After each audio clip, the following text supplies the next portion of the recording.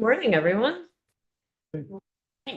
Wednesday at 9 a.m., but 22nd already. Wow, January. We have a fairly big day today. So we're just gonna spend about 40 minutes here this morning with Kirby, just follow up from two separate pieces of testimony. And then we have the emergency board meeting. That's really the sort of the beginning of so much of our work for the year and understanding our revenues. Folks are welcome to watch it here or come down to the governor's ceremonial office for that. And then we're all back here at 11 for, and Tom's going to join us and walk us through it. He really prefers to be more in a Q&A than a presentation mode. So be ready with those questions. The e-board materials are posted and the committee has received them. They're posted on our website. They're on our committee page. Great, they're on our committee page. And then after lunch, we are going to get a long-awaited presentation from Pat and Kirby about personal and corporate income taxes, going deeper on that. And then we have the floor, and after the floor, we are all, the Senate's going to join us in the House chamber to hear the governor's proposal on education policy and finance reform, which will then kickstart a lot more work. The consultants that have been working with AOE to do their fiscal modeling are joining us in committee tomorrow morning. Late morning. I think. Anyway, they're sometime tomorrow. I think those are all my big housekeeping announcements for you all. And with that, Kirby, I sent you, thank you so much for joining us. I'm glad you're feeling better. I sent you an email with like a whole pile of random questions from folks from last week. And so I don't know if you just want to talk through them or I can, Yeah, that sounds fine. Okay. And it's basically we can play Stump the Chump because it's just going to be all kinds of random topics, right? love that, yes. All right, let's try it. So the on the list that the chair sent to me, the first thing said some cloud definitions. So I think there were some questions about maybe the changes to sales tax applied to pre-written software accessed remotely, which is normally what we say what we mean when we say the cloud. So just to go over the basics of that. Before last year, I'm just going to set the stage. Before last year in Vermont, sales tax applied to downloaded software from the internet. And when you would, if you purchased a storage media like a CD that had software on it, that was also subject to sales tax. But because of some session law that was written quite a few years ago, that session law said that pre-written software that's accessed remotely. So the difference is when you pay to use software, but you don't actually download it, you log into some other software and you access that software that's located on a server somewhere. It's not on your computer. That was not, because of this session law, in Vermont, that was not taxable. So the big thing that was done really last year was that old session law was repealed. And then there was some clarifying, like a sentence of clarifying information around that in the sales tax definitions. And that's what was done. But the effect of it is that pre-written software accessed remotely is subject to sales tax now in Vermont after last session. To give you an idea of the sorts of things that are taxable, like in the digital area, programs for office work, such as spreadsheet editors, word processing, or software that creates electronic documents, accounting software, video games, web browsers, those sorts of things, when you purchase them, are subject to sales tax. Some things that are in the digital area that are not subject to tax, though, under Vermont scheme, would be custom software, because our definitions use pre-written software. So, Microsoft Windows right off the shelf or downloaded or whatever is pre-written software. But custom software would be when you hire a company to make something just for you. Digital photos are not subject to tax under this. if you purchase those.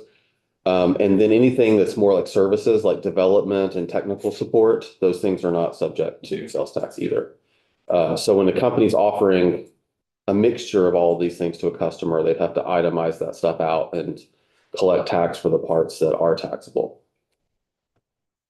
Any questions about software?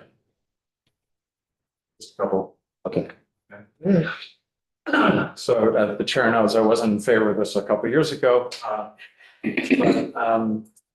What I was curious about is, so if somebody uses Amazon Web Services to host software that they have purchased previously, is the charge at Amazon Web Services taxable? It's a service to host software.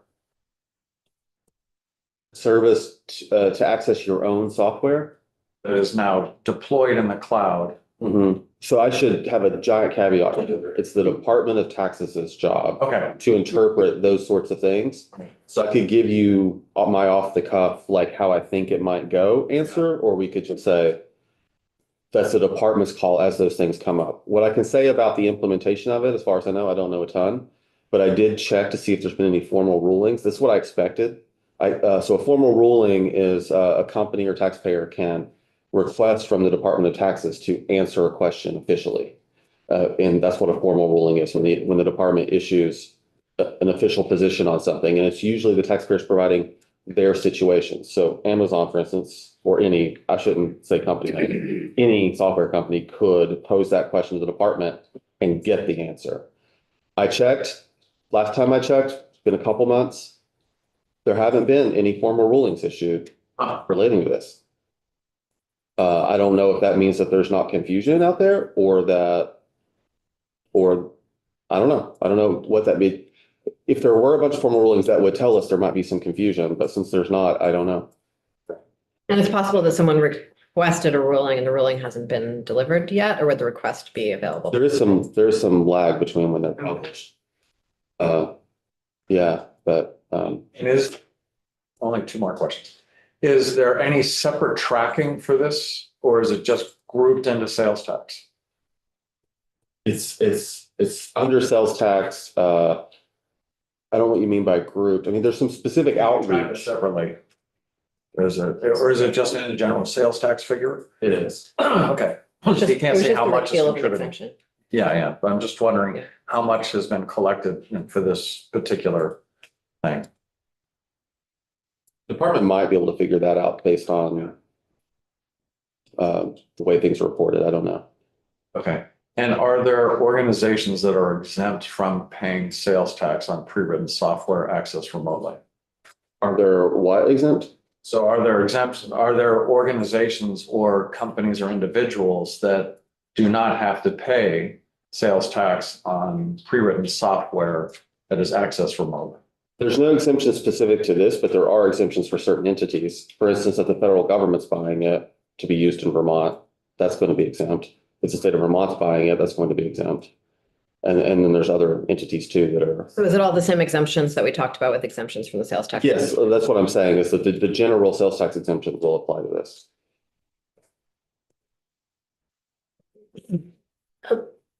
This might be a simplistic question, but my question is, if a company buys software and then they have remote workers that are working in Vermont that are accessing that software, how does that work with the sales tax? If it's accessed from Vermont. Yeah. That's about sales tax sourcing, basically. And generally with sales tax, wherever the transaction takes place is where it's sourced to. So for instance, if you order I know this is exactly what you're asking. I'm giving you, a broader answer. Yeah, I can give you a scenario. I worked for a company that was based in Connecticut and they had already bought software. I was working remotely from Vermont. If they were to hire other people in Vermont, or because they hired me, were they supposed to pay sales tax because they got a license for me to use, our folder sharing software, for example, which was definitely pre-written software.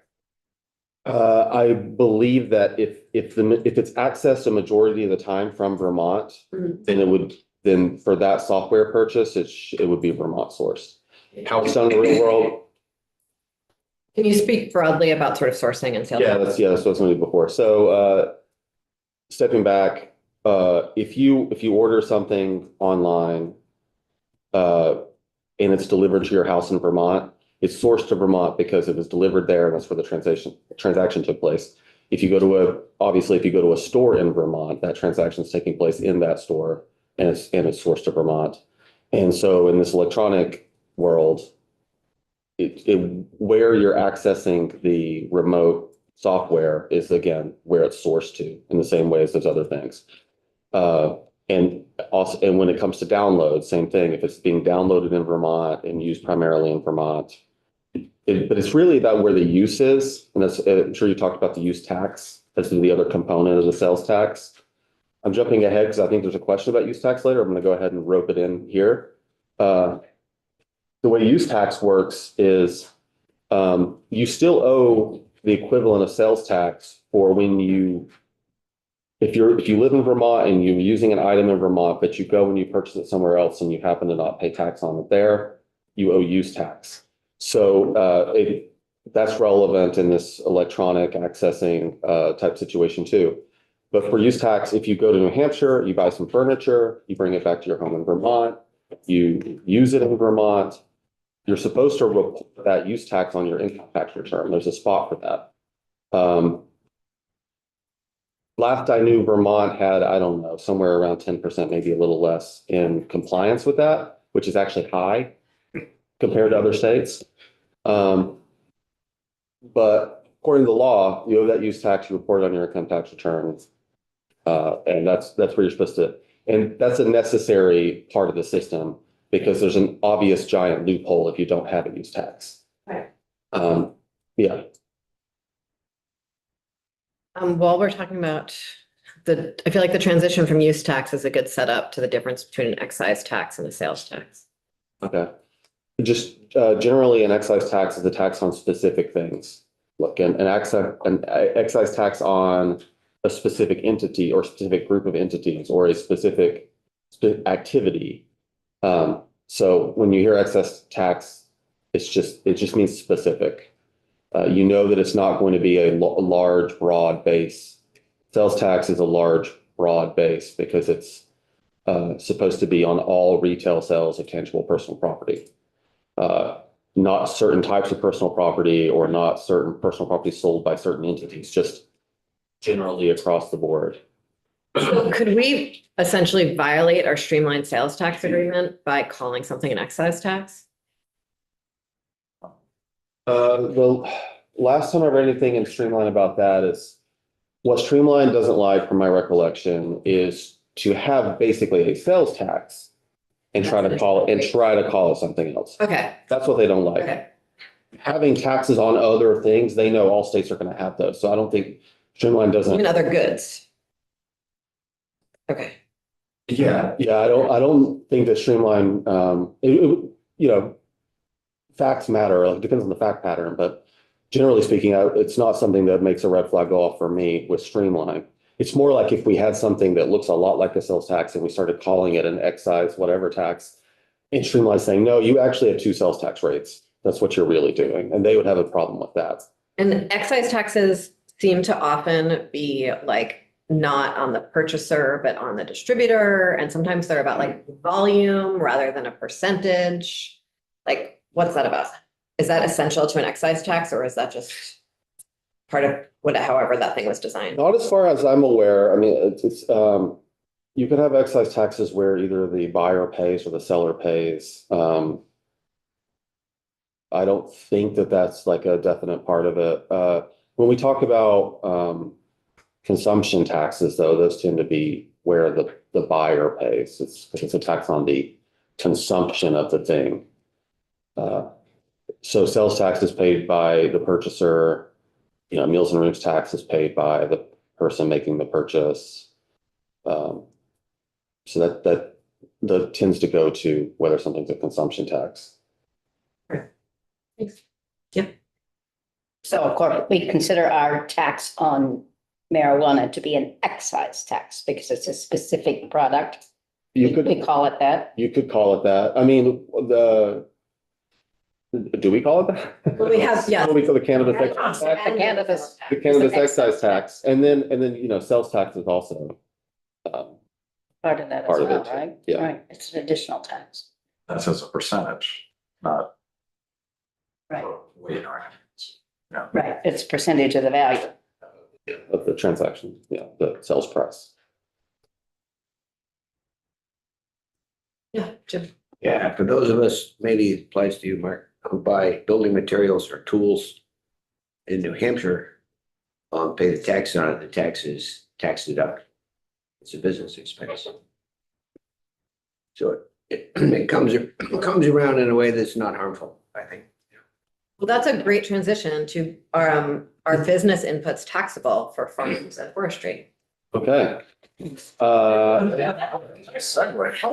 Thanks, so. That's a big complex question, of course. So for when it comes to sales tax, Vermont has two big agricultural exemptions, one for agricultural supplies. So we'll start with that. There's a list in statute of types of agricultural supplies, such as seed, etc. I could pull it up and read it if you want. It's quite long. That's more of a product-based exemption because if what you're buying is on that list, then it's exempt. And if it's going to, and then if it's going to be used for an agricultural purpose, it's exempt. I'm going to walk you through the whole thing, actually. This could be something I could share, actually, if you're interested in knowing about this topic a lot. Thanks. So. Yeah, we are. Appreciate that.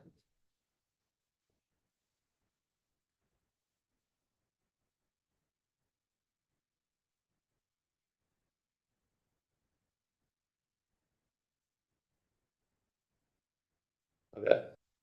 This is, there's a couple of documents that I was the brainchild of when I worked at the department, and a couple of them are my babies. This is one of my, where- No wonder you're sharing. I guess so. I didn't think of it that way. This and the cannabis guide. But this one is, these are complicated exemptions. And so I'm proud of it because I think I laid it out there in a way that's the easiest to understand. Not saying it's easy to understand, but considering if you actually read the law, this makes it easier. So we're talking about ag supplies right now. So this is a, department outreach fact sheet. So a person deciding whether or not they can use the exemption would go through these questions. First question is, does the item fall within one of the following categories? And then you see all of those categories. Those are all the things that are from statute. And if you answer yes, if it's one of those things, then you keep going. If it's not on that list, then this is a product-based exemption. Then whatever product you are buying, it's not on the list. It's not exempt under this. So if you say, yes, I am buying, I'm going to say seed. Okay.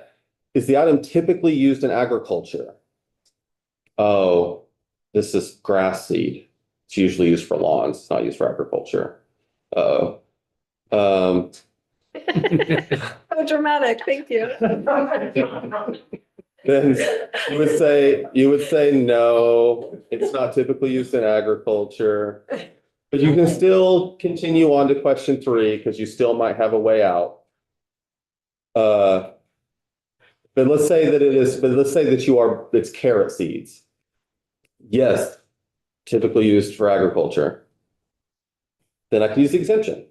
And then the fact sheet got me there. But let's go back to the grass seed example. So grass seed, you said no, but go on to question 3. Question 3, do you intend to use it for agricultural purposes? It's like, yes, I am going to use this grass seed to do something to help my farm animals. Then, okay, you can use the exemption. So is it on the list? Yes or no? If it's not, no exemption. If it is, then you go through these other additional questions to see if it's exempt. So we have all of these sales tax exemptions for manufacturing inputs. What is the line between agricultural production and manufacturing inputs? Like a sod farm, for instance, is that agriculture? Is that like your manufacturing? Or is it like if everything you grow on your farm then becomes jam? Are you manufacturing jam? Like, I don't know if we really need to get that far into this. I'm just, like, the line between those two things seems very, very fuzzy to me. And similar with timber products, it seems even more fuzzy to me.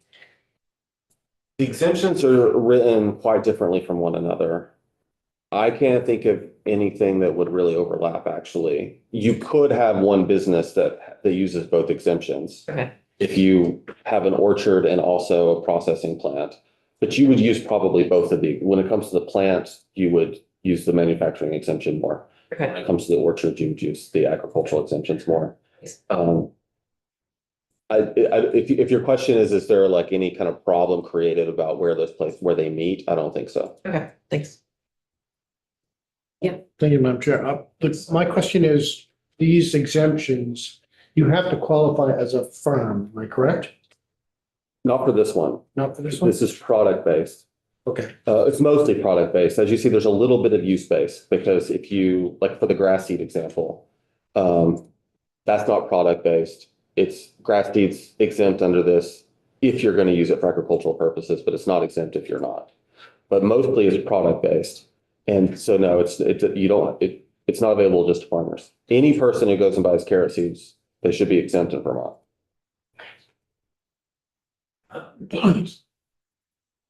The other exemption though, which I think maybe you were thinking of, is much more use-based and has to do with, are you actually doing agriculture business? So we can go to that. That's the machinery and equipment exemption. This one tends to be a lot more money per purchase, right? I mean, tractor versus carrot seeds, very big tax difference, 6% of it, right? So my two neighbors, both sides, both have tractors that they seem to just use to, like, with due respect to my neighbors, like, fun things in their yards with. Uh-huh. Neither of them would be subject to this exemption. So let's walk through. Let's say we'll use that as an example. Hobby farmer. Okay, so first question, is it machinery or equipment? First question. Tractor, yes, it is. So let's keep going. Will it be used on a farm, orchard, nursery, or in a greenhouse or other similar structure used primarily for the raising of agricultural or horticultural commodities for sale? The for sale part's important. I know that's a dense sentence, but the for sale part is also very important because if you're growing stuff for just your friends and family, this exemption is not available. And then we have a definition for farm. And it specifies in the fact sheet the things that are not farm. Cheese making, stockyards, slaughterhouses, logging, that stuff, not farming. This exemption is not for that. There is an exemption for certain logging equipment. But this is not the exemption to use for that. So that's your second question. So we're already at no with the example we started with, because in that case, the person would not be producing those commodities for sale. If you say yes to that, you move on to the next question. Will it be used in producing crops, dairy products, maple syrup, or raising livestock for sale? So it actually gets specifically to those things that it's available for. And then the next question, if you answer yes there, will it be used to produce tangible personal property for sale? No, the tangible personal property which is consumed or personal use. So in a lot of ways, the questions afterwards are breaking down the big part of number 2 here. And then the last question, will it be used predominantly in the production of tangible personal? Oh, I think we already said that. Oh, no. So this one's getting at predominantly, this question. Which means 75% or more of the time it is in use. There were changes to the law some years ago, within the last 10 years. This used to be more strict. It used to be, I want to say 90% of the time. And you were having people who were really in the agriculture business, but they were using a lot of their machinery. For instance, if you, I don't know, That's great. That's great. Plow your driveway. Exactly. That's not farming. Use a tractor for that. Then that goes into, if you have to use it 90% of the time for farming, but you're plowing your driveway 20% of the time, then it was out. So it was changed to 75%, and this word predominantly was put into the law, and defined as to mean 75% or more of the time, to give more of leeway there for people to do other things with the machinery and equipment. Okay, we have 12 minutes left, and so I'm gonna change the subject if that's okay with everyone. Okay. The free donut rule in 3 sentences or less. Free donut rule is, if you go to the grocery store, you will notice in the bakery section, they're probably not going to package up anything less than 3. That is because, in Vermont, if it's 1 muffin or 1 donut or 2, then that's considered to be for immediate consumption, and that's subject to meals tax. That's like selling a meal. If it's 3 or more, then the law says, well, nobody's eating that at once. So that must be They don't know. so that must be groceries, and so it's not taxed at all. It's because it's groceries, which will be subject to sales tax, but we have an exemption for food for sales tax. Wonderful, thank you. Yes. I have a question with the donut. Okay, if you go to a donut shop and buy a dozen donuts, what is that? What happens with that? Like not in a grocery store, but like you go to North Country Donuts anymore. I think you got to stump the chump on that one. I'm not sure if there's an extra wrinkle there. It may not be subject to tax. I'm not sure. I'll have to check. Okay, now we're gonna. Alyssa likes donuts. And now we're gonna jump to a brand new, I think probably someone could talk to Jim Harrison, find out the answer to that. Even though, Does he okay. pay meals tax on those? Nonprofits being exempt from property tax. There are, my understanding, a wide variety of ways that happens.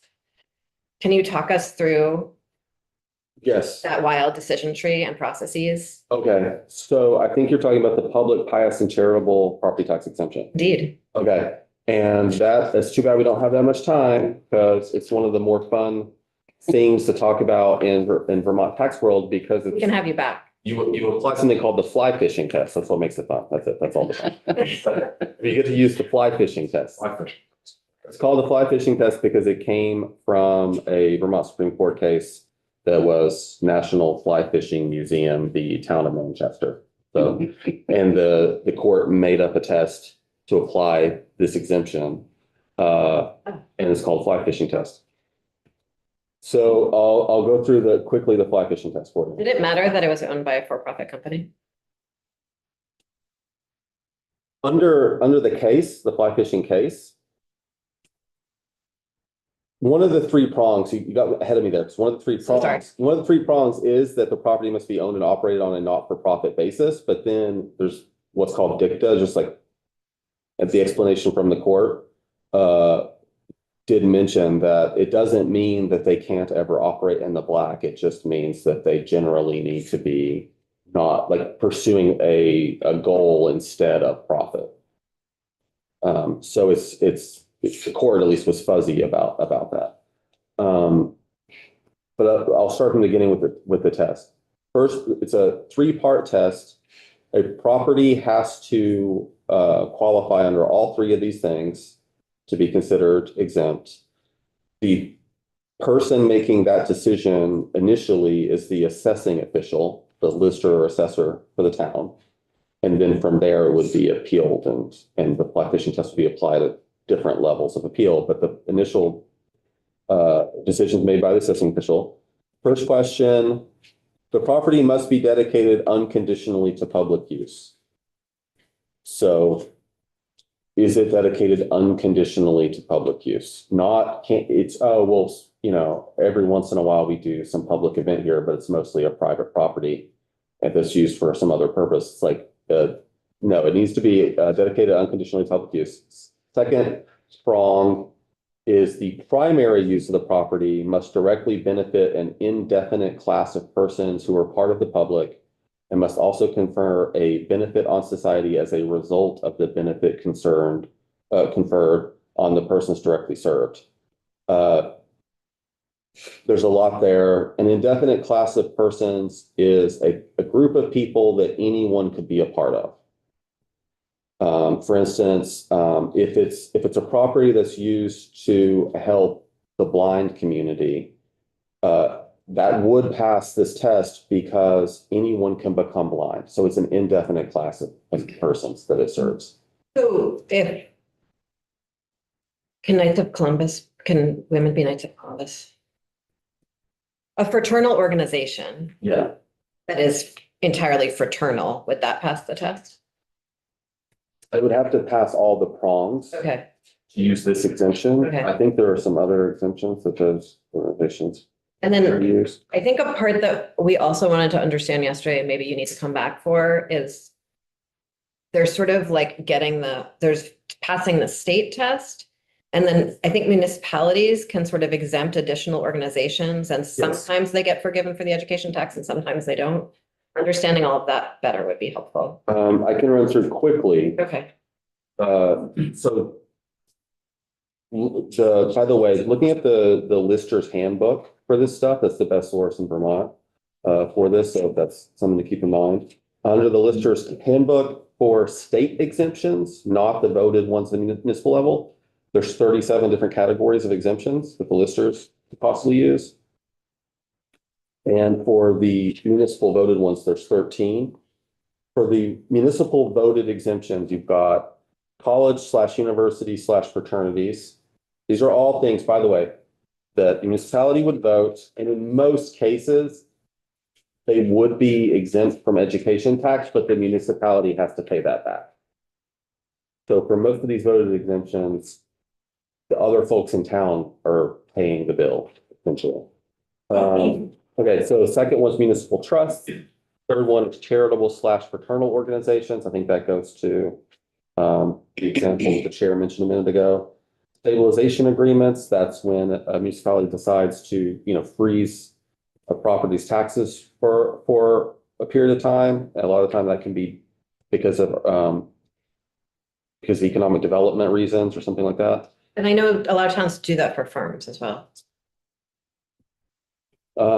Utility cables/poles, fixtures, gas distribution lines is a municipal voted exemption. Approved skating rinks. For the towns that tax business personal property, there's a voted exemption for that. Greensboro, Fairleigh, and West Fairleigh Lake access is one. Volunteer fire rescue ambulance is one. And then there's municipal owned land in another town. And then there's an orphanage exemption that could be voted. Home or hospital treatment center. And then the last one is health, recreation, and fitness organization. So those are and of course, each of those exemptions have details of their own. But in all those cases, the education tax still falls on the rest of the municipalities' taxpayers for the education tax, right? That doesn't exempt it from education tax, and the town doesn't have to pick up the bill. Generally speaking, yes, but there are some exceptions in there. There's stabilization agreements that require BEPC approval. Okay. With the state, and so no, in that case, I think. And